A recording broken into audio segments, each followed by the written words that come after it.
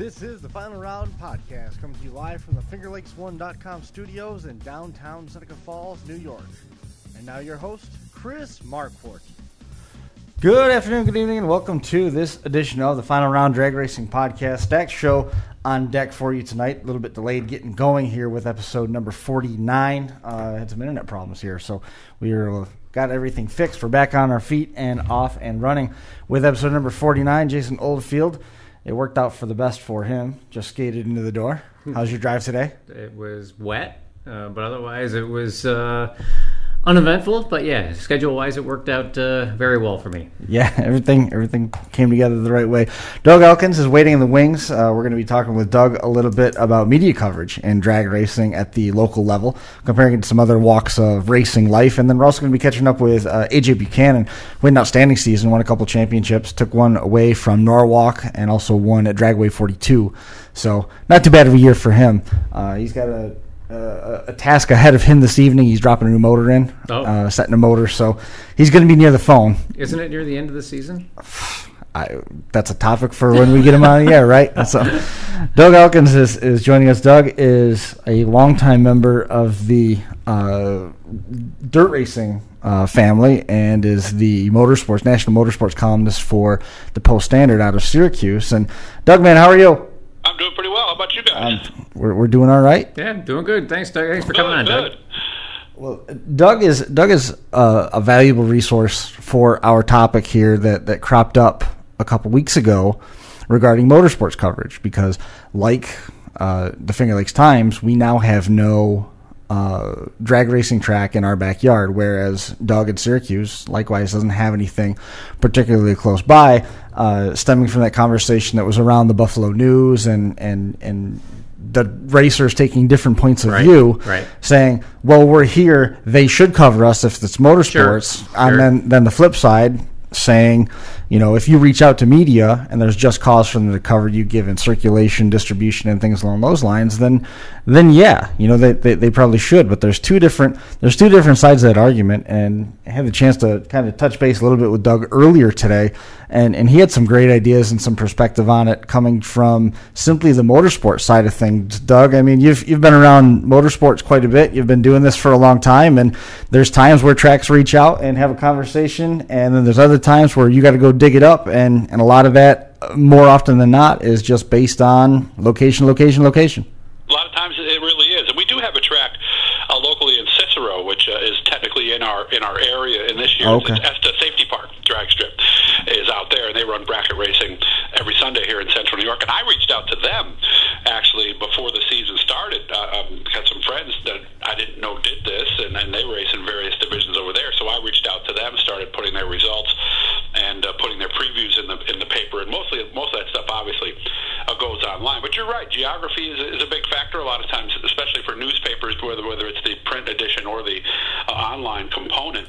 Most of the time they want local. They want stuff that is going on in the area where they sell papers. So a lot of times if you see that you don't think your paper or your online source is giving you enough coverage, reach out to them, but do so in a nice way. That's the other thing too. What do they say? You catch more flies with honey than you do with vinegar. Right. I think that's one of the positions that they were coming from. You've got somebody like Larry Ott, who's been around racing for ages. Right. It's one of those things where it very easily could have just been somebody said, hey, this guy's doing really good and he's sort of in your coverage area, maybe you should talk to him. And that led to, I never wanted to walk away from a story without finding another 2 or 3 leads for the next things to write about. Sure. If you talk to somebody, no different than what we've done here on Final Round, you walk away from an interview, and usually in the follow-up saying, hey, thanks for coming on, is there anybody else that we should talk to? Mm-hmm. And that mushrooms into the next thing. So, what about the circle track side of things, Doug? That's seems like they've got a pretty good protocol and routine in place where a lot of that stuff shows up in your inbox without having to look for it a whole lot on a regular basis. You're right there in the heart of things with Fulton and Brewerton. You had the fairgrounds forever. Can-Am's right there within earshot. You're a pretty dense area for specifically dirt tracks, Weedsport, Rolling Wheels. It's true, and you get that stuff in your inbox all the time, and a lot of times, you base your coverage on whether you get information or not. If you've got to chase a track around, and there are some out there that are not as good about press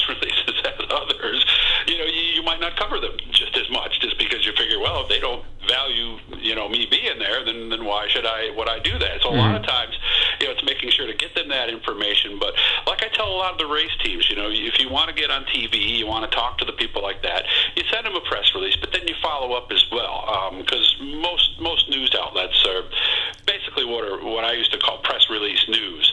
You watch your local news in most areas, and the news report is written by 6 in the morning, regardless of what will happen on that day. So how you present yourself in the press release, following up, encouraging them to come out to the track, because yes, you want the coverage, but the last thing that you want is, for lack of a better term, half-assed coverage, excuse my language there, but you want somebody to come out who knows what's going on, because we've seen when they send a reporter out who doesn't have a lot of background, the story, a lot of times you look at it later and it's like, what do we really get out of that? So, getting your press releases out, following up with sports directors, people like that are on the staff, either TV or in press, is a big thing right there. And if you can get them out, I mean, we had Brent Axe, one of the local guys from ESPN Radio, come out. He reached out to me before Super Dirt Week. He said, I want to do something. So obviously the big thing you want to do is you want to set him up with a driver who knows how to talk pretty well. Right. But the other thing we did is we actually put him in the car. We started it up with him in there, and boy, you should have seen his face when they hit that switch. So I think we made a fan right there, and I think maybe all of us can take a little bit from that. Sometimes you got to hold their hand a little bit to bring them through, but I think if you can get them there, get them to see what it's really like, introduce them to some people who know how to speak well and are passionate, boy, that's your first step right there, and then I think the rest will fall into place. How big is the importance of websites and press releases now in terms of for looking at local tracks and the importance of that element of having an up-to-date website when so much stuff traffics through social media for you when you're looking at trying to drum up your next story or just generally in talking with the people that are managing these tracks? What kind of emphasis are they putting on maintenance of a website versus the ease of social media? I think that kind of varies from track to track. Some of them still use the traditional methods, television commercials, radio ads, things of that nature. I know like Brewerton and Fulton Speedway, they pretty much do everything right on social media. A lot of stuff on Facebook, a lot of stuff on Twitter, a lot of stuff through their website. And like when you called right now, I was scanning through Facebook, and one of the things I do during the week is I look for people I know that, hey, there's me in Victory Lane from last weekend. Oh, great, I can call them up. Or, hey, we're going to Brockville this weekend. Or, hey, we're going to Weedsport for the big go-kart show. Social media is everything nowadays. You got to be on it, but you got to make sure that you're doing it properly. It needs to be updated on a regular basis. You have to do more than just like a rain out, for example. Don't just write the track rained out. Do a little recap. Who's leading the points? What's going on in the next race? How's the racing been this year? You've got to keep up on that kind of stuff, because for media people, that's how they follow it a lot of times. They look at their inbox, then they look at the website, and if your website's not updated, or sometimes it's just not very good, it really sends a message to the community about how much you care about that. There's so much that you can do now with social media that people don't even wrangle. You can leverage so much of this stuff to work to your benefit. If you have a smartphone and you can go Facebook Live, you can offer a sampling that's out there until the internet goes away. That's right. It's out there forever, and they can springboard that stuff into advertising. They can spring that stuff into expansion of the fan base. You can reach people that used to be local that are now across the country that want to keep up with what's happening at their local tracks, and by doing that stuff and by getting that attention, it's going to ultimately get more attention to your track by the print side of things, because the stuff that's making the most noise is what's going to get the most attention. It's true, but there's also a downside to it as well. I mean, you can go to some forums, and like if you go to Dirt Track Digest and you want to start a topic on Fonda Speedway, oh my God, it's gonna be crazy. Right. Passionate folks, and a lot of the times on Facebook you see somebody, I went to XYZ Speedway last night. It was horrible. It was run really badly. I'm never going back. Stuff like that. People see that. I think maybe more. I think sometimes the bad news can spread a little quicker. Sometimes. Right.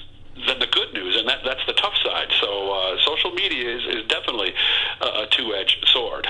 Yeah, you gotta manage it the right way, big time. I mean, we've talked about that dozens of times about how some of the posts that you've even been involved with, when they start going crazy, and it's no good, Jason. It gets ugly fast. Oh yeah, it definitely can. I mean, people start slinging mud, and it gets into it. It really is amazing how quickly a conversation can devolve into name calling and just being rude to one another, right? It is really crazy. I guess, one question that I had was, just playing devil's advocate for a bit, right? It's like, so there's the whole print side of things. It's like, what is the benefit, the big benefit that, let's call it the local news or print media can really bring to the tracks and the drivers now that we have social media? Because obviously, someone could take it upon themselves to do all of this themselves, right? Essentially, I'm going to spread my word via social media. So what is the advantage really of the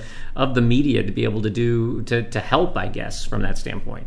I look at the professional boxing when I talk about stuff like this. A few years ago, they went to the pay-per-view route primarily for most of their fights, instead of having it like on mainstream TV. Yep. When you see something on mainstream TV, you can click by and, oh my God, there's boxing. I'm going to stop and watch it. You don't get that through a lot of social media or through racetrack websites. The print version, I know a lot of newspapers, I think, downplay their circulation a little bit. They look at how many units are going out the door, how many subscribers they have. But I think that a lot of these papers, they get looked at sometimes by as many as 10, 12, maybe even 20 people. I remember back when I was working in the factories, punching the clock myself. Yep. You go in the men's room, what do you see on the floor? Newspapers. You go to the break room, what do you see there on the tables? Newspapers. People are going to pick up that newspaper, and they're going to see that story about the local track, and maybe they read about a guy who lives in my hometown. Oh my God, he went to my high school. He's racing. He's only 2 years younger than me. They're not going to find that on social media.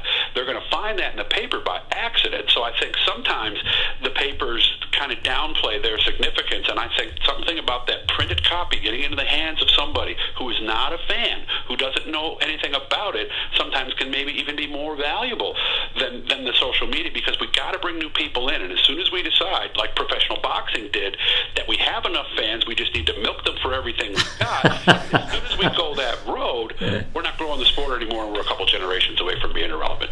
The other thing with the print side of things is it can hit not just the casual fan, but it's also going to hit a demographic that you're not going to hit otherwise. Mm-hmm. If you think that older demographic that you're probably still targeting, how much time are they spending on social media a day versus some of the younger folks? Right. I know a pit steward at a local track here in town who is always talking to me about my writing, and I'm always telling him, there's a longer version online. I don't go online. I get my information through the paper and through the TV. And there are still a lot of those folks out there, whether they're just not comfortable with it, whether they don't know where to go, and most of these smartphones are smarter than all of us combined, so I can see how it could be a little intimidating. But I still think there's a large segment of the population that still gets their news the way they did 30 years ago. So with regards to geography, let's call it locale of the racetrack to, the media outlet, whether it's a local newscast or newspaper, obviously the closer the better, and I get that. And that's one of the really nice things that Lancaster Speedway out in Buffalo has, is they're just general vicinity to the city center. I mean, you're 20 minutes from downtown Buffalo, and there's not a lot of racetracks that have that kind of benefit. Now, Cicero might be 20 minutes to downtown Syracuse, but, like Empire Dragway is a good 45 plus minutes to downtown Rochester, and that really would be the biggest market, if you will, that's close to Empire.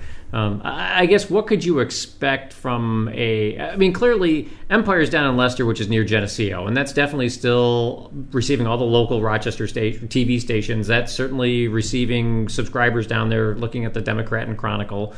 But how far can you realistically expect, I guess, the local media to travel to races or to take in news from those types of places and republish it?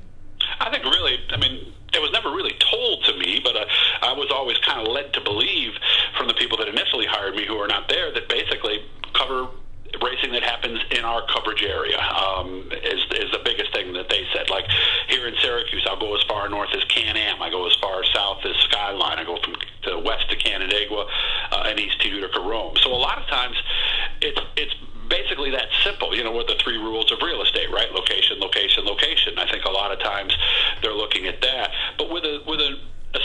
like this, I would think if the Dragway is in their area, I mean, sure, they might not sell as many papers there as they did with Lancaster.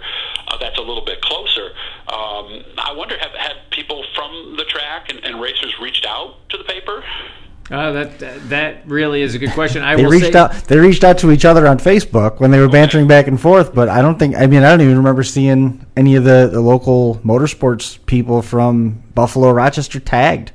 Even the newspaper wasn't directly tagged in that conversation. No, and I guess that's one of the difficult things, right, with social media is that, in that discussion that you witnessed, Chris, I mean, that was in let's call it, quote unquote, private group, right? So if someone is not a member of that private group, you can't even tag them. That's as far as it's going to go. That's as far as it's going to go. You're going to argue with yourselves. Right. And, I guess I will say that, I have certainly reached out to local media in the past. It's been a long time, though. I mean, I have to say that, I guess we'll call it I gave up, right? I mean, I tried a few times and didn't get any place and said, okay, well, obviously they're not interested, so I'm moving on. Now, has the new track management really spent a lot of time doing that and sending press releases their way? I can't answer that. Only the track managers would know. I do believe, to be 100% honest, I think they had the news people out there a couple of years ago when IHRA had their points meet out there. I'm pretty sure they did a little local broadcast from there. But you've got to get the coverage out there. You got to keep pumping that stuff out. A dragway, even more so, I think, than an oval track, because a drag track's grandstands are full of the people that are running the drag cars. Generally. They don't have nearly the fan population that a dirt track would have. Chris and I were talking about that exact thing earlier. I kind of compare drag racing a lot of times kind of to go-kart racing.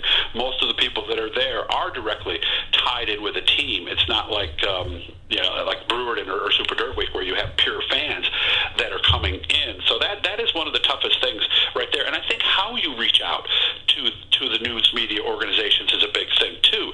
Don't just say, hey, there's a lot of great stuff going on out here. I really think you guys should be here. Get more specific.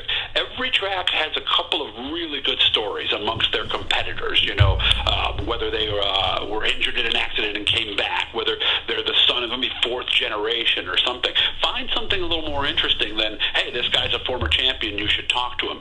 Go that way about it. But I think really when you look at drag racing, I think that is one of the biggest problems. And Chris and I were talking too. One of the other issues is if you're going to cover this, you're going to be there for 8 hours. At the end, once the eliminations keep going, the time between races drags on. Like I said, I'm a big NHRA fan, but I don't record the live event on Sunday. I record the rebroadcast that comes out Monday morning. Right. That way I don't have all that downtime in between. So that is just one of the realities of drag racing. But yeah, reach out to the organization, get them out there, have somebody hold their hand, like I did with Brent Axe here in town. I brought him out. I knew he didn't know anything about it, because let's be honest, most tracks, whether you're talking drag strip or local track, are not as good with the mainstream media as they are in other forms and other sports. I worked in the mainstream for a little while. We went to Syracuse Chiefs game here in town, AAA baseball.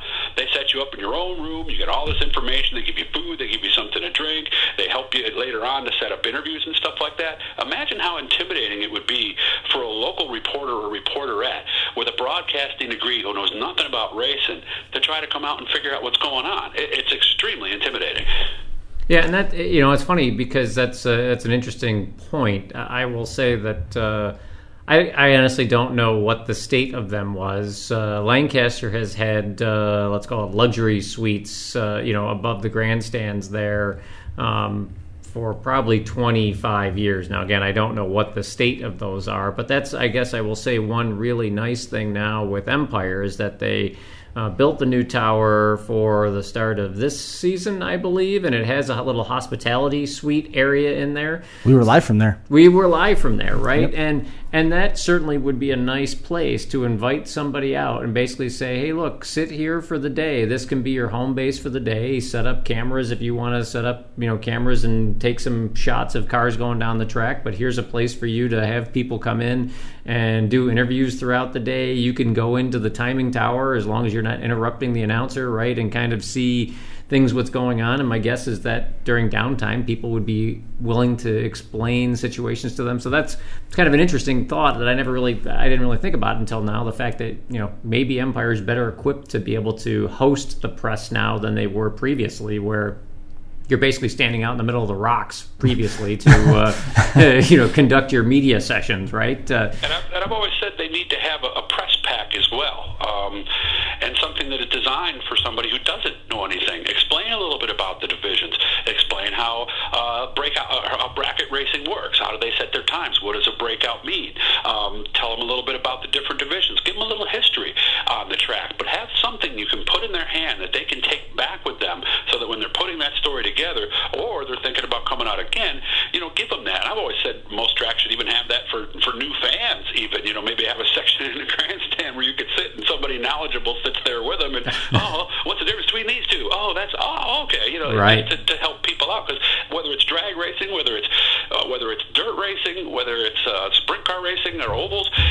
you always got to bring in new people, and I don't think as a whole we cater to the new people and the media as well as we could. Yeah, it's funny. I think I may have told the story to Chris. A couple of weeks ago we had an event out at Empire, and it was put on by the company I work for, Banner Engineering. They sponsored it. We invite customers out, and it was funny from my perspective, just because you had people that were there just because it was a corporate event, day at the races, and really had no idea what was going on or any background with drag racing whatsoever.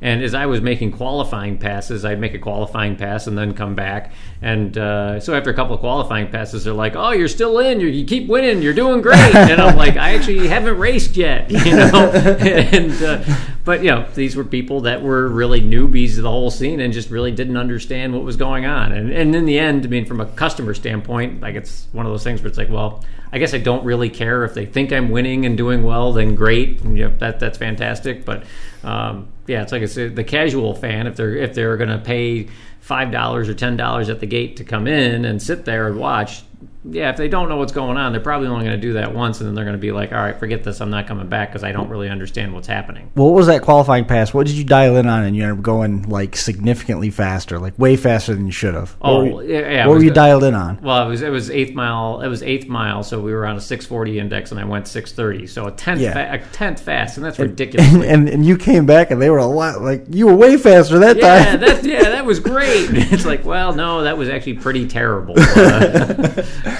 That puts me at the biggest thing, like you said, with drag racing, that somebody from other forms of racing, they're going to see you cross that line first and go, "All right, that's right, you did well." Right. But I think the best thing you guys have going for you now in the drag racing world is Fox Sports. You look at their coverage of drag racing, and you can tell that they are welcoming new people in. I was watching one a few weeks ago. I put a link to it. They actually gave their Twitter address. Hey, if you guys have any questions for us, send them to us right now, and we'll answer them on the air. Oh. I mean, drag racing is a unique form of racing. It is the fastest things you're going to see on the planet. I mean, you go to an NHRA event, you're going to have to pick your jaw up the first time. Right, absolutely. Go down the racetrack. So I think you do have somewhat of a trickle-down effect, where hopefully these people will see big-time drag racing on TV. Oh, there's a local track around? Well, I'm sure they're not going to be as fast, but let's go check that out. So I think, like what happened in dirt racing with the Chili Bowl a few years ago and some things like that, and of course with NASCAR and the fact that I don't really think their product's that great, I think it's turning people to local racing. I mean, this is the best. I mean, what do they charge over there? $12, $15, something like that to get in? $15 to get in, and that's an all-access pass. And that's one thing I will say, that with regard to spectators, it's really hard to judge what you have there from a spectator standpoint versus who is there, let's call it tied to another race car there, because of the fact that all the passes are all pit passes. So you don't get people just standing in or sitting in the grandstands like you would at a circle track race, because you have free roam of the property. You come in and you go pretty much anywhere you want except for the racing surface. And, obviously you can't do that at a circle track race, right? No, you can't. You got to buy a pit pass, sign a release, the whole thing. And so, it's pretty clear who the fans are and who the people are who are directly tied together with a team. So, you're right, because you really don't have any way to judge that at a drag strip, and that is probably one of the toughest things. But, I mean, a lot of times it's relative, somebody you work with, things like that. But, again, that $15 to be able to go through the pits, see these cars up close, see the stuff they do in between rounds, that's darn good money spent right there. Oh, yeah. Right. Yeah, and I will say that, I've had this discussion with other racers that, when you see people that are walking through the pits that, you can generally tell that are spectators, right? You need to take the opportunity to try to welcome them, especially, man, when they got little kids with them. For God's sakes, please invite them to put the kid in the car, right? Yeah. Hey, you want to come? Start the motor or something like that, because that is what's going to really do this, I think, across the board. I mean, if the kids are bugging the parents every Thursday, hey, we got to go to the racetrack this weekend, they're probably going to be more likely to go. Right. Big time. How appreciate you coming on the show too, Doug Elkins. I enjoyed it. With National Motorsports columnist for the Syracuse Post-Standard. You talked about the track in Cicero. How did that conversation come to pass exactly? What ended up happening to where you're going to get coverage from that track in the Post-Standard? Basically, it was as simple as a long-term friend of mine, her boyfriend races, and I met him, and, you're over there at ESTA, huh? How's that going? Just simple from that conversation. I became Facebook friends with him. He put some videos up of the car. I found out who ran the place, which wasn't easy, by the way. And then once I finally got a hold of him, he started sending me results every Sunday. I started putting those on the online, because, sometimes the paper coverage is, that's a little tougher to get that in there, because space is such a key. But it was just that simple. It was more me, sitting there going, geez, maybe I overlooked this. Maybe I should do more of this. And it was just that simple, really, when you get down to it. That's how simple it is. Was that simple for you guys? I hope it is. It is. I mean, that's how easy it was. Just happened to strike up a conversation with somebody, and now your track is getting coverage in a major publication. Right. It's not hard. Myself, he runs a local repair shop here in town, so I made sure to go over, shake his hand, and brought my daughter with me, and chatted a little, off the mic. Because sometimes, when you catch people in a professional situation, it's a little bit different. That person you talk to on the phone from the media organization or from the track is going to be different than they're going to be in that, shake my hand, it's nice to meet you, man, what are you all about kind of thing. That's, there's nothing to replace the handshake and a, hey, good to meet you conversation. How's the Doug's Dirt Diary going? Good, really good, actually. Coming off of Super Dirt Week, of course. Getting really good coverage. The site continues to go up at a small rate, because there's only so many folks that are out there doing it. But it's still fairly unique, really, in the industry when you get down to it. There's not a lot of on-demand audio places you can go, and the fact that it's updated every day with new stuff keeps people coming back. And the reason that I did that in the first place was I used to see a lot of stuff in forums that I knew was wrong. Right. I'd say, so-and-so's doing this year. And I'm like, no, he's not. I just talked to him yesterday. So I decided to just, put something together where you could hear it from the horse's mouth instead of hear it third or fourth hand, because you know how that is. The more people that tell the story, the accuracy goes down every time. The more elaborate it gets. Well, hopefully next year, because I think we're pretty well done at Empire, right? It rained out this weekend, and there's nothing else coming up this year. But hopefully, maybe we can talk Doug into making the trip down to Leicester and do some Doug's Dirt Diary on the asphalt. Yeah, absolutely. I think it'd be cool. Just tell me when. I'm always open to invites, man. I love going to new places and meeting new people. Well, wait till you meet John Cera. Okay. So it'll be an easy interview, you're telling me. You won't have to ask any questions. Just. I know guys like that. Daryl Ruggles out of Dragway. You just ask him the first question. You could give him the mic, go to the bathroom, maybe grab a bite to eat, and he'll be fine. Yes. John's a great guy. He's one of them that's involved with some of those big money races that are out there, and he's been on the show a bunch of times, and he's got his opinions, and he's not afraid to share them. That's right. He's a great dude to talk to, and he's very entertaining too. I mean, he is announced at some of his races. He'll go up in the tower and announce. He's very entertaining from that standpoint too. I probably, honestly, you'd probably get better ratings if you replace me with him. He's not something to be said for the "what's he going to say next" type personality. Right. Yes. People keep listening at that point. So they sure do. Doug, man, always good to catch up with you. Thanks for having me, guys. Definitely, we'll keep in touch and see if we might be able to give you some exposure to Empire Dragway.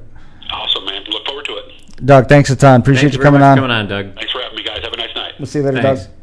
Goes Doug Elkins. Doug Dirt Diary. He goes and he wanders the pits and just stops every driver he sees. He's got his recording device on his hip, Yeah. And he stops every driver and interviews. Some of them are 5 minutes. Some of them are longer. Yeah. Some are much, much shorter because they don't want to talk. But he uploads them all to Doug's Dirt Diary. They all go up there online. And you can go listen to whatever interview after whatever race, during whatever race, whenever you want to. Yeah. And there was a handful of people that we've met through our experience with Final Round that Doug gets his hands on them, and this is going to be out there forever. It'd be really cool. I was going to say, being in the media brotherhood, you would think that we would know everybody, right? But, I have to say, I don't consider myself, though, I do this podcast, and we've been doing it for 2 years now, and I don't consider myself to be part of the media, right? And I don't really know anybody I don't know anybody in radio, I don't know anybody at the newspaper, but I'd love to make some contacts there. I'm in a newspaper. Wow, you don't count. Not the first time I've heard that. But yeah, I heard you've gotten told that a couple of times. Hey, AJ, it's Chris. Can I put you?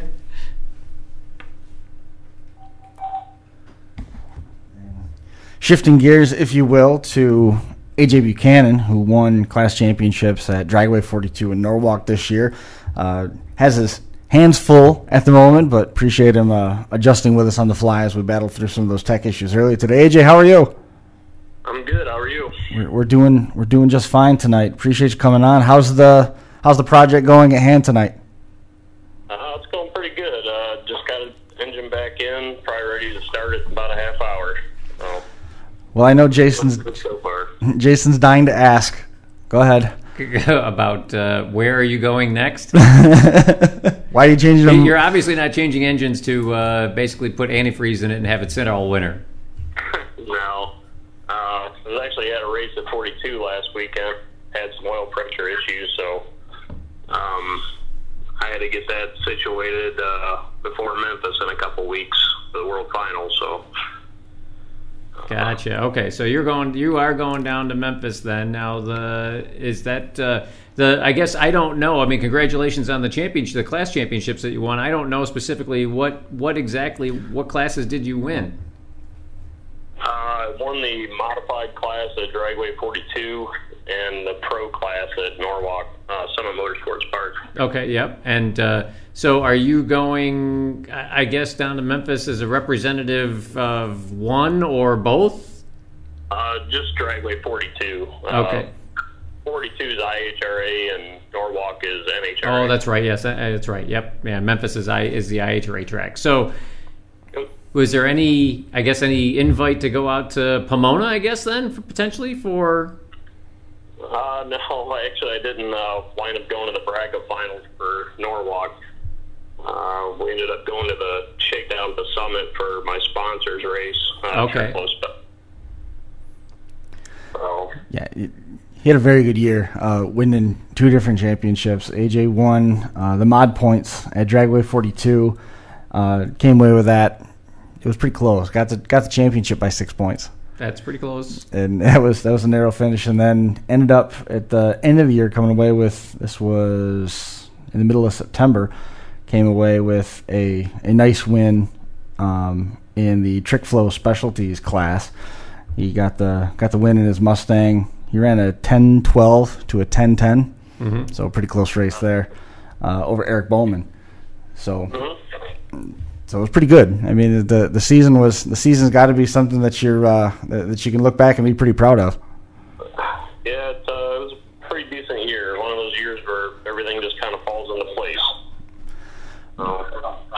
One of the themes that we had last week when we were on, as we were talking about, it's good to be lucky, but you also have to put yourself in position to take advantage of the luck when it falls your way. What did you do anything different in terms of the preparation, the combinations, or anything to get yourself in a situation so that as stuff did fall into place, that it was able to build momentum and you're able to keep going with the success? Not really. Didn't make a whole lot of changes. Just kind of raced conservative through the middle of the year, and instead of setting up on 005, I would set up on 10 to 15, and just made sure I had laid down good runs, and hopefully it was good enough, more or less. So now, was this were these your first these couldn't possibly have been your first championships. No.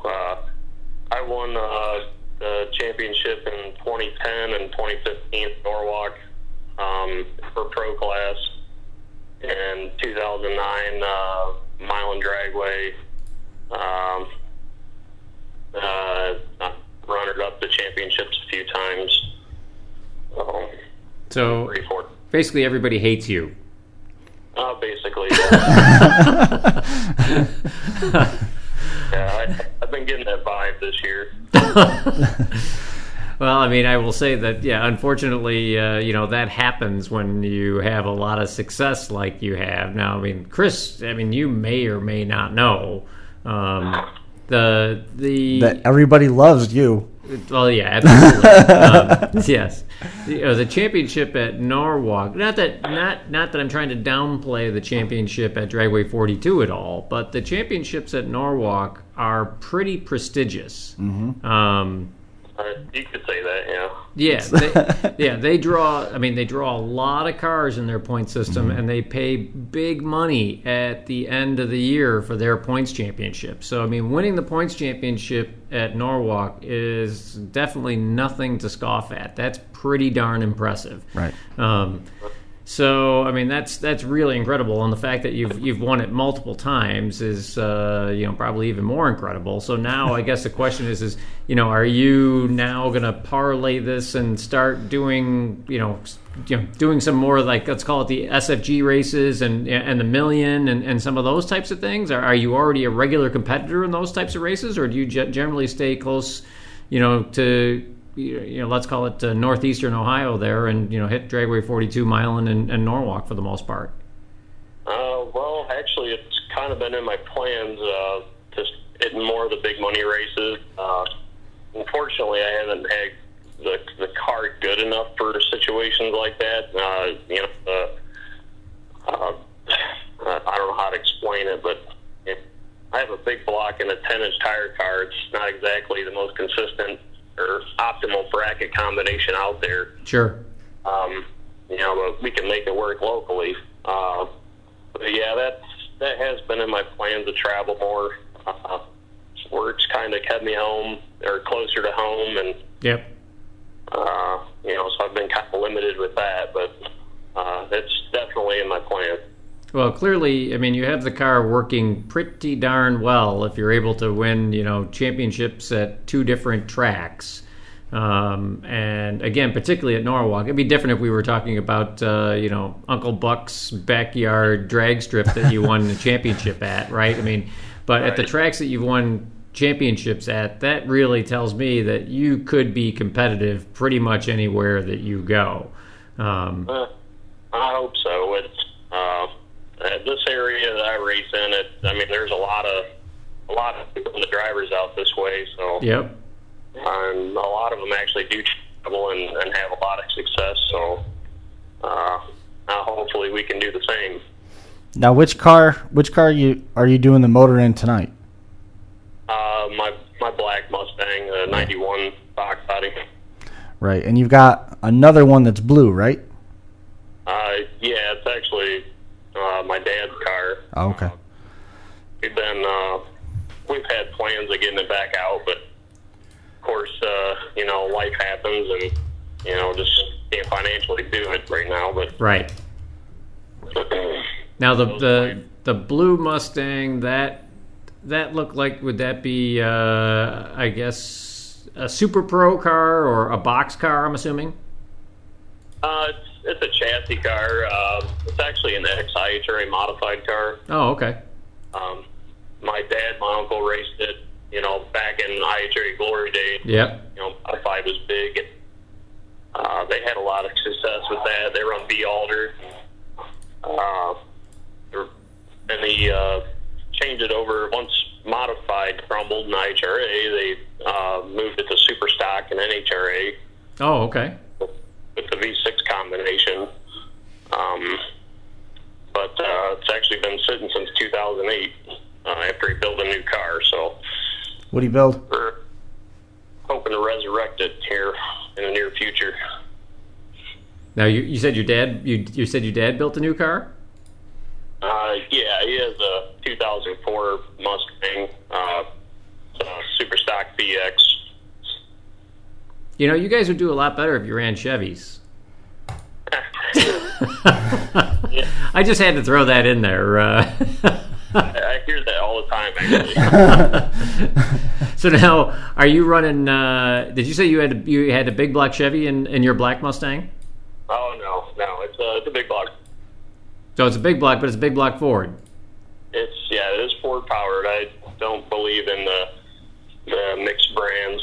Oh, okay. Well, you know what? Good for you. I have to say, overall, I really respect that. Quite frankly, I mean, yeah, I'm a Chevy guy, but you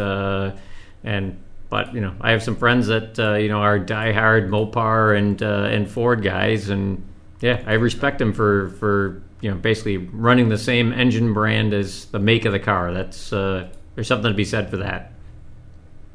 Yeah, it's kind of rare nowadays, but I guess that's just the way I was raised. So right.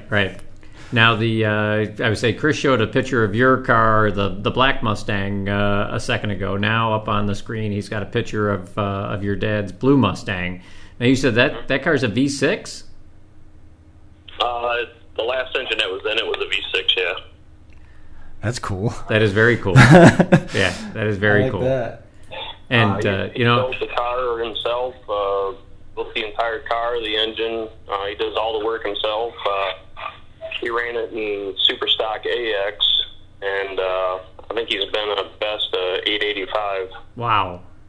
Yeah, that is pretty darn impressive. And you know, I have to say that it's funny. I don't know what it is, but when you hear a car that comes up the line that has a V6 in it like that, you know, obviously at the drag strip, everything's basically a small block or a big block. You can immediately tell. It's like, all right, what's going on here? Because this sounds distinctly different. And yeah, it's pretty darn cool. It sounds like a V8, but once it gets above idle, it's definitely different. Right.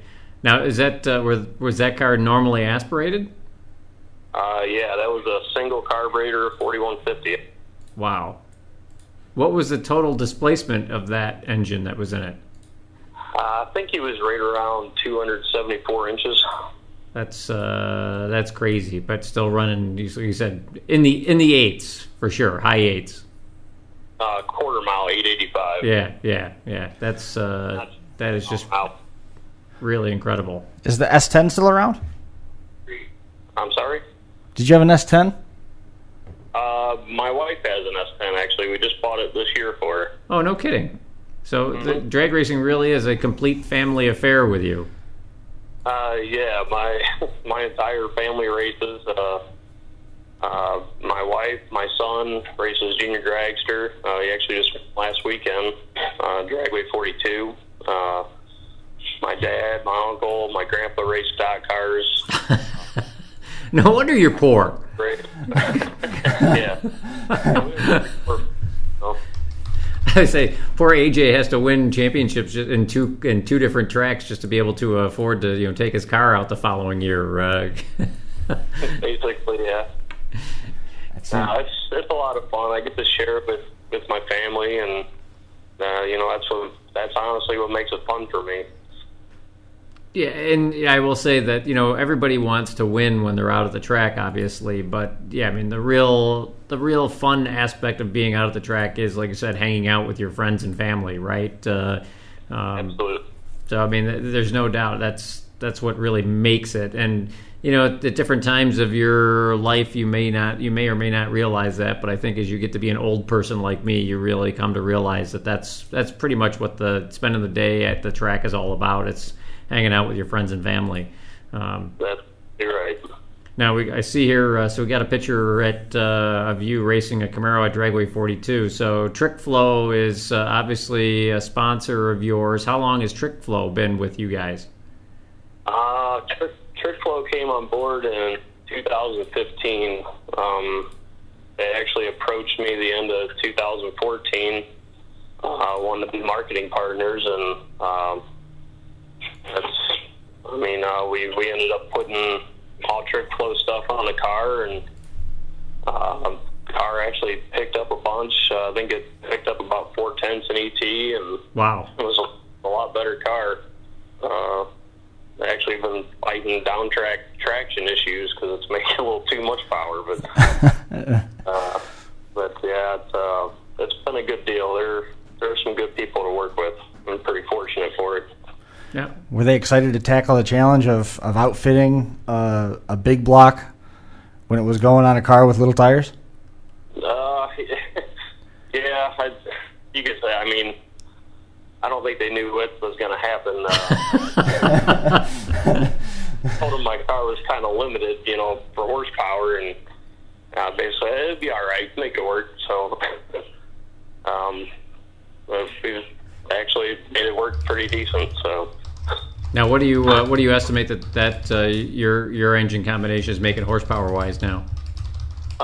We're guessing it's probably about 675, 700 horse. Okay. It's just a 30 over 460 with a trick flow 290 power ports, untouched, single plane manifold, and I mean it's pretty much straight out of a dump truck.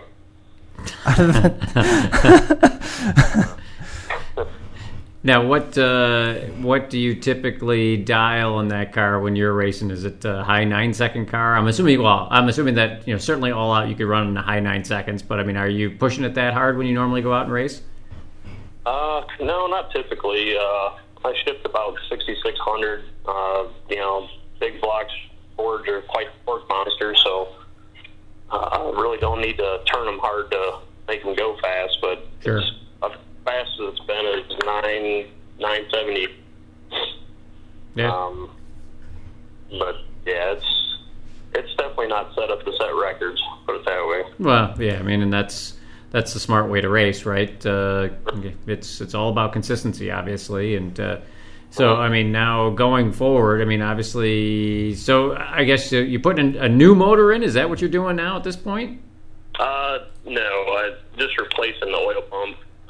The bypass kind of was spazzing out last week, so I had a spare to put in. And then now you're going. So now you're going to Memphis in a couple of weeks, and then what? I'm not really sure. Probably a couple local races. I would say Halloween Classic. No, actually, the Halloween Classic is the same weekend as Memphis. Oh, is it really? That's a bummer. Yeah. Now, last weekend was the Halloween race out of the Dragway 42, right? Yeah. Yep. Yeah. So that's that's actually where you were having the oil pressure problems. Yeah. Excuse me. I'm getting over a cold, so. Hey, no worries. Yeah, actually, I made the first time run for the Halloween race, and that's when I started noticing the problem with the oil pressure. So, unfortunately, we didn't get to do much racing that weekend. Yeah. That definitely stinks. So, all right, so Memphis, and then you don't know. I mean, you guys, I have to say, you're a little lucky. You get to race a little bit longer than we do out here in Western New York. I mean, generally, at this point, we're down to a couple of test and tunes, and that's pretty much it. It's just it gets too cold and too wet too quick up here. I know you guys typically will actually have races through the end of October. Will you guys still have test and tunes in early November? I believe they do around here. I think the end of October down at Pacemaker's Dragway, they have a Halloween race. Yeah. We'll probably go down and hit. They have a Notorious 64 no box shootout deal. We'll probably get that, and I think the only thing on my schedule after that is maybe Piedmont for the door car race. Okay. But outside of that, that's pretty much the end of the year. Right. And now, what about next year? What are you thinking? What are you thinking for next year at this point? I don't know. Honestly, next year, kind of depends on the off season goes. A lot of projects coming in and out of the shop, so definitely going to try to hit some SFG races next year. I like the way their races are set up. deal, big payouts. I attended one at 131. Didn't have much luck, but pretty well-run race, so definitely try to hit some of them. Yeah, and I have to say, I have not personally competed at an SFG race, but obviously they're doing something right because, everybody is generally trying to get into those races. They get very good car counts, and I will say everybody that I know that's gone to them has really had nothing but good things to say about them. So, they're certainly on my short list of races that I would like to attend. I'd love to see. I don't know if Empire would try and get one or not. I'd love to see Empire try and get one of those races, but I don't know if they'll bring one out to us or not. But yeah, certainly worth a shot. Well, it's worth certainly talking to them about it. Now I have no idea. I think their deal generally, when I talked to Gary Harper at Dragway 42, I think they basically pretty much just rent the track, and then at that point it's totally their deal. Right. But my guess is that they're not renting the track for $100 a day, so it'd probably be fairly lucrative for the track to rent the track for a weekend like that. I'm sure. Yeah. Now, what would you consider your home track to be? Would it be Dragway 42 or would it be Norwalk, really? And my home track would be Norwalk. We're about 45 minutes west of Norwalk. 42 is actually about an hour and a half. Hold on. Yeah. I was giving you the crying sign on camera. It must be awful. I heard you guys got to drive quite the ways to go to anywhere.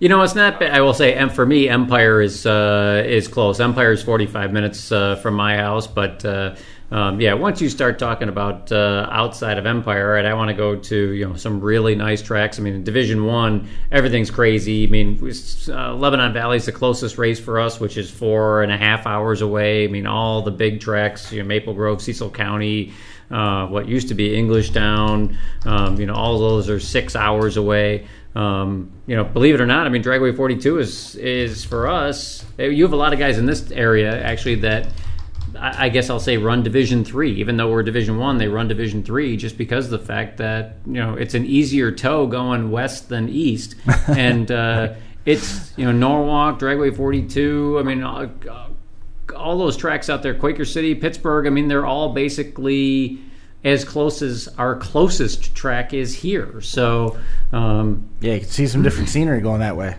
You can see some different scenery. I mean, and there's a lot of great tracks when you go out west. And like I said, the tow is easier because it's flatter. You start talking about from here going down to the southeastern Pennsylvania area, and you're driving through the Poconos to get there. That's a brutal tow. And every track that you're going to in Division 1 and HRA they're all in the same location. So you're making that same tow over and over and over again. Going out to Division 3, you're going out to northeastern Ohio. It's like you get on 90 and it's flat and super easy to get out there. And you have just some really great facilities out there, especially Norwalk, obviously. I mean, that makes me very jealous. I can't imagine. Yeah, we're pretty fortunate to be in the area we are. I mean, we got, 5 or 6 really nice tracks within 3 hours. Yeah. Norwalk, of course, and it's really funny when I first met my wife, we would go to Norwalk every weekend, and, she got so used to it. When I took her to another track, she kind of didn't know how to take it. She's like, wow, this place is a dump. And actually, it's a really nice track. It's right. You're used to Norwalk. You race there for so long, I guess every other track is kind of, subpar, but yeah, Norwalk certainly sets the bar. I guess if you wanted to have a downside to Norwalk, I guess the downside is that from a bracket program, they only have is it 1 race a month or like 2 races a month, maybe tops? I think there's about 10 races a year, but I think there's 3 or 4 right at the beginning of the season. Yeah. Of course, when you're trying to iron out all the issues with your car, which makes it even tougher. Sure. And then Yeah, after that, they're quite scattered. I mean, there'll be one in August, one in July, and then I think 2 in September. So, I mean, it's really hard to try to get in the groove. Right. You know, especially going from different tracks. I mean, you change your setup a little bit here and there, and definitely makes it pretty difficult. Yeah. So like I said, from that standpoint, if you wanted to have a downside to Norwalk, that's the downside, is you get into the heart of summer, and now, I mean, that track basically has a big event at it every single weekend, where, you know, out at Empire, it's like, yeah, we have a few big events essentially scattered throughout the season, but for the most part, you're running a regular bracket program every week, so you can definitely get into the groove. Of course, you know, that also means that your competitors are all getting into a groove too at the same time, right? So, I'm still trying to get my head around. It's like you're 45 minutes away from Norwalk, where you're a multi-time champion. Oh, life must be hard. Oh yeah, you know. Yeah, no doubt. Well, I'll tell you what. I mean, you look at, you know, you're doing something right when sponsors are approaching you. It's true. I mean, to be able to go and talk to somebody and say, hey, you know what, I've done this. This is what I've accomplished, and I'd like to you know, potentially do something with you guys where you're approaching them. I mean, that's one thing. I mean, that's still impressive to get sponsors to sign on. But when you're standing in your pit area and people are coming to you, hey, please take my money. Yeah, that's, like I said, you know, you're doing something right when that's the case. I bet that could make you unpopular. Oh, sure. I got to admit, I was quite blown away when they come up to me and ask me. I mean, that stuff just doesn't happen, you know. But definitely really fortunate for it. Yeah, it's funny because I have to say that for myself, it happened to me. I'd be turning around, looking behind me, like, you have the right person. You must be in the wrong pit area. I mean, you can't possibly think that I'm who you think I am. But like I said, I mean, obviously, you know, having a sponsor like that, it's obviously more than still even just your success on the track. I mean, that goes a long way, obviously, but it's yourself and how you present yourself and your family, and, you know, there's a lot of stuff that goes into making a decision like that, and it's not just performance on the track. Absolutely. Well, there's some pressure. I mean, it's definitely been helpful. I mean, earlier this season, I was fighting lifter issues. I think I put 32 runs on a set of lifters and started hurting one. And actually, Ed Morrell from Morrell Lifters stepped up and helped me out with the set of lifters, and I haven't had an issue since. So, I mean, it's things like that, you know, kind of, I don't know. But does that come with some added pressure too? Oh, sure, on the it flip does. side of it, I mean, you've got people that are coming up to you saying, "Hey, we want you to fly our banner." I mean, there's more necessity to get that car at the track week in and week out. Oh, yeah. You got to build your schedule around that, and you got to know that you're going to be able to run that car competitively on a regular basis. Because once you have that, you don't dare want to let that slip away. Oh, absolutely not. Yeah. Well, yeah, actually. It's funny you say that. In 2014, when Trickflow approached me at the Norwalk banquet, I actually had to turn them down. I was fighting some issues with my car, and it was getting to the point where I couldn't get it sorted out, so I couldn't commit to the schedule for them, and I actually had to decline. And the first points race, a bunch of my family came together and got me some parts that I needed to compete that year. And then I went back and talked to Trickflow, and they were still interested, and we ended up putting it together and winning the championship that year. It's kind of crazy how all that worked out, but. Well, and my guess is, honestly, is that they probably appreciated that more than you would even think, right? Because most guys would have been just like, hey, yeah, I'm taking the money. And who cares that I know that I'm going to struggle and I probably won't represent them all that well. I'm taking their money.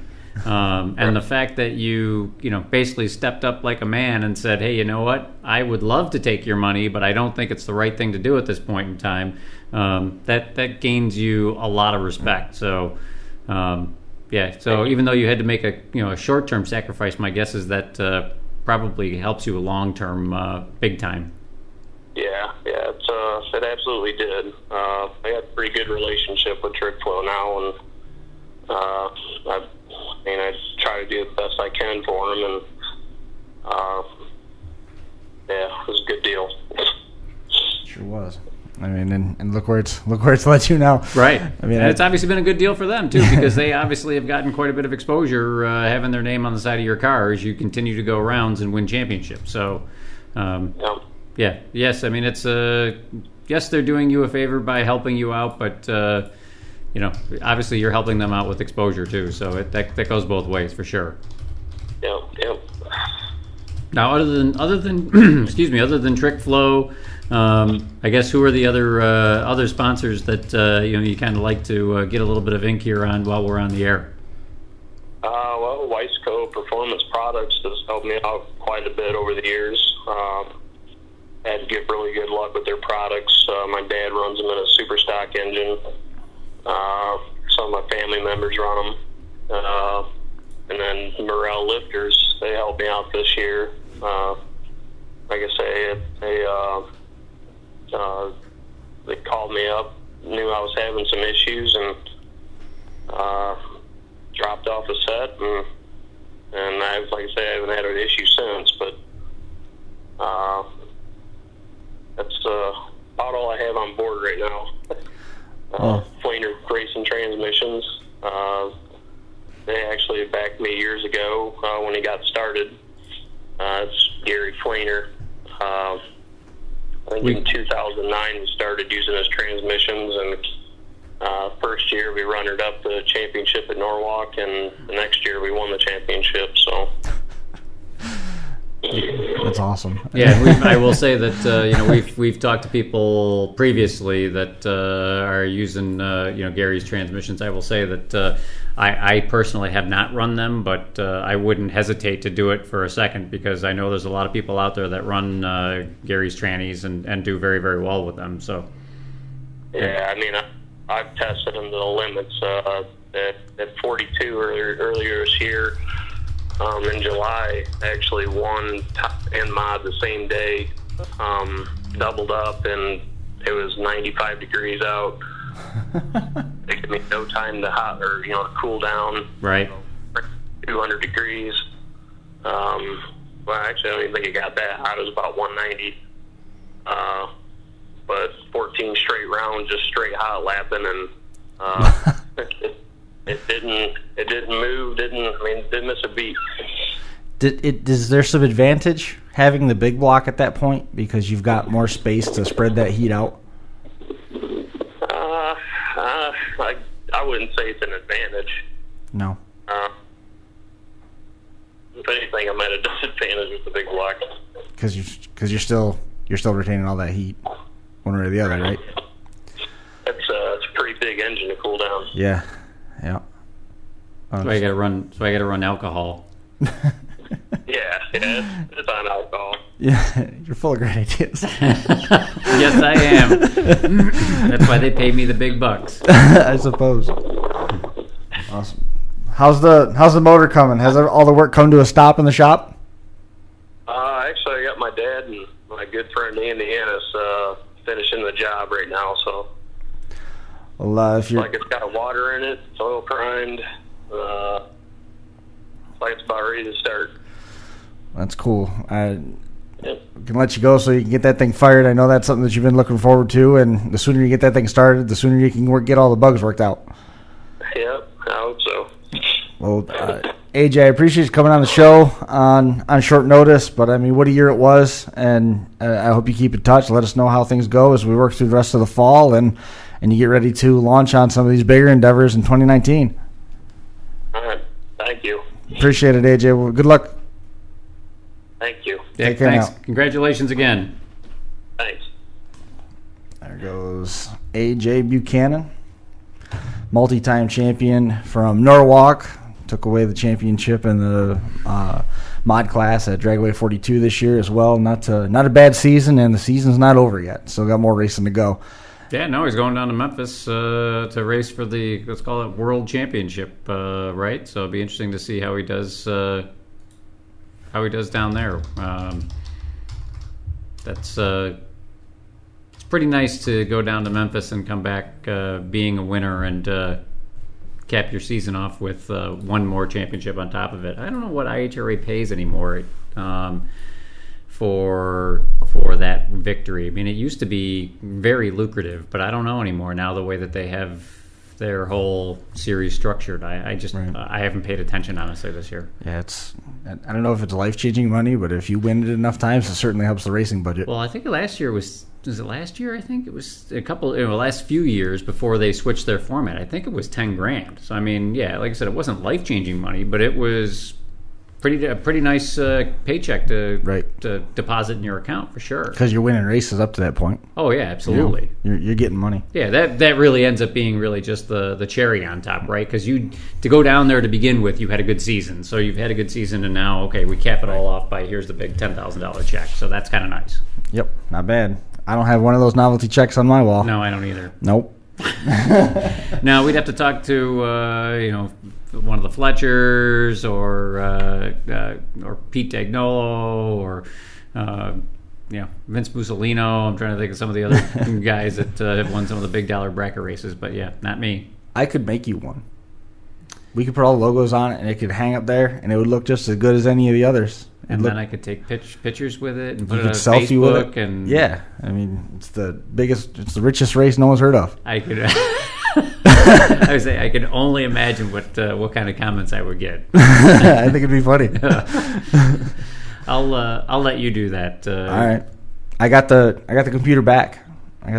I haven't told you. So we went live at Oswego. Yeah. For Super Dirt Week, we had a couple events streaming directly to Facebook. Which early in our Facebook streaming entities, it was pretty cut and dried, easy to set up. I wasn't too nervous about it, and I didn't test anything ahead of time because I knew how to do it. Why am I going to practice something I know how to do? You weren't nervous because you didn't know what you were in for. No. And then I got up there, and they've changed all their permissions. They don't do it the same way at all. Okay. At all. So we learned on the fly. We got it up and running. I was there Friday and Saturday, and then Mike and everybody took care of it Sunday and Monday. And one of the gentlemen that was leaving Oswego bound for Ontario was going to come by way of Waterloo on the thruway and get my stuff back, no problem. He forgot. Okay. He went to visit family. Oh, boy. In Auburn. So Monday night, we're in the podcast. He throws all the stuff in my van. We're good to go. A little bit behind on some artwork. Not that it's anything catastrophic. I just figured I'll catch up with it Tuesday morning. No rush. Fire it up, and the drive that has all the artwork, all the race cars, all the roof signs, all the door wraps, all the logos, everything is gone. Not even registering as part of the computer. This file is not mapped. I love when that happens. It's not there. So I messaged Mike, and I go, I'm not mad or anything, but can you tell me if this got dropped or bumped or jostled or anything that you can crushed at all? I mean, perhaps did a race car run over it and you missed it? I'm sure it was. Oh, no. He goes, nothing happened. So I talked to a buddy of mine that works in tech stuff, and I got together with him this morning and fired it up. Sure, same thing. I did all the restarts and everything. I figured drivers. I'm starting to go into full-on panic mode. Right. And he goes, yeah, it's not there. And pulls the bottom of the computer off, and he goes, this got dropped or something. So now my stomach is a black hole enveloping every... And he goes, you can see right there, it got dropped. And I'm like, oh, God, I'm sweating. He goes, yeah, it just came unhooked. He pulled the bracket out, pushed the drive back in, tightened it back. The bracket doesn't fit right. It's a one-off bracket, and all the flanges fit, but the hole's a different size on the opposite side of the computer for the second drive. So it just fell out. So it went just enough to knock it off of its latch. Its connector, Popped it in, put a piece of two-sided Velcro on top of the bracket, and then put the bracket and screw the bracket in. So it's got it, and it was there immediately. So we got everything back. Now, this was today that you got everything back. I got everything back today, And now, post-podcast, what are you going to do?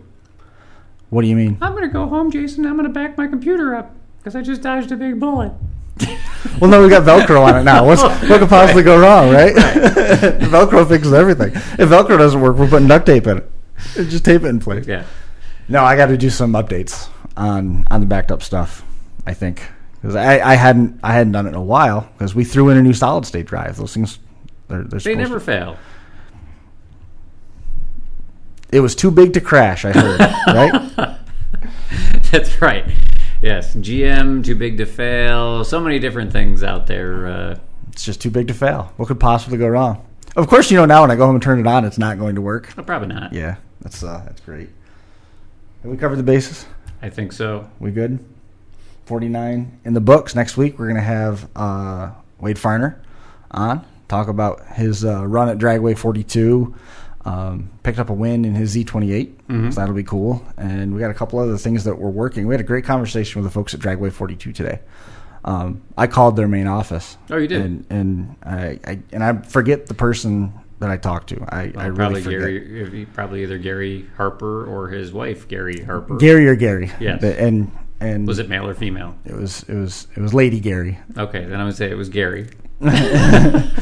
And we have 2 phone numbers, and she said a day's notice. Anytime we need anybody, just call, and they will help us find someone. That's great. Which was awesome. Gary and Gary are great people. Yeah. They really are. And after I talked to them for a little while, she goes, so what's this again? I'm like, remember Jason Oldfield came out and had one of you? Oh, yeah. We watched the show. We watched the final round show when Jason's on it, or when they've got somebody from Dragway 42. So that was kind of cool that they knew what we were talking about. That was nice. But, 50. And it falls on the 2-year anniversary next week, which is, I think that's really cool. That is cool. I'm just glad to hear that Gary wasn't like, oh, yeah, we know Jason, that jerk. Tell him he's never allowed back at our facility. Our race went well there. It didn't. None of that came up. None of the hate speech came up. Nothing. This phone call. not this one. But yeah, I thought it was cool. So now we've got the same reception at Dragway 42 as we've got at Empire. Anytime we need anything at Empire, it's just great. Give me a day's notice. Like I said, they're great people. Really enjoy working with them. I know Nick Curry is working with them, trying to do some really big things with them next season. And I'm definitely looking forward. I'm disappointed I wasn't able to get back out there at the end of this season, but I'm definitely looking forward to getting back out there next year. It's like I said, it's a great track and some fantastic people run it. So, sounds good to me. So we got more content coming up next Thursday as we go through our 3-week in a row stretch. And if you figure 50 episodes every other week in the course of 2 years, we should be at 52. So we've only missed 2 weeks, grand scheme of things, which is pretty good on what we're supposed to do. Oh, sure. I'm sure people are wishing that Jason would have given this up or been kicked off the show by now, but I'm like a cockroach. Can't kill me. On that note, that's going to do it for this edition of the Final Round Drag Racing Podcast. Big thanks to A.J. Buchanan and Doug Elkins for coming on the show with us this evening to celebrate episode number 49 next week, 2-year anniversary, episode 50 on deck. We look forward to seeing everybody then. We'll see you next time.